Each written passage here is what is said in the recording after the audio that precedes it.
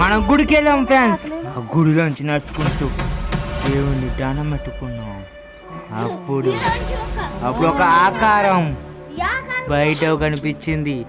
దాని గురించి మాట్లాడుకునే లోప ఆ పక్కన 2 దెయ్యాలు కూర్చున్నాయి ఫ్రెండ్స్.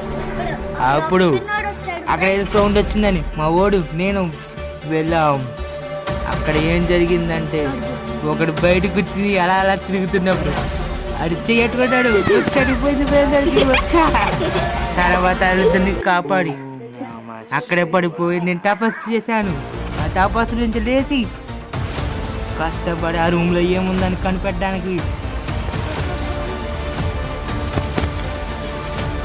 తర్వాత ఏం జరిగిందంటే మనం ఆ డోర్ దగ్గరికి వెళ్ళినప్పటికి గజ్జల సౌండ్ వస్తుంది. ఆ గజ్జల సౌండ్ ఏంటని చూసే లోపు డోర్ తీసాం.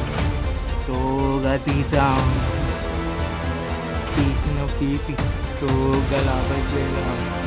వెళ్ళిన తర్వాత ఆ కిటికీలో చూసేసాం ఒక అమ్మాయి అరుస్తుంది. అది ఎవరో తెలిసి చూద్దామని లోపలికి వెళ్తుంటే ఏమీ లేదు. తర్వాత ఆ రూమ్లోకి వెళ్ళిపోయిందేమో అని ఆ రూమ్లోకి కూడా వెళ్ళాం. కానీ ఎవరు లేరు కదా.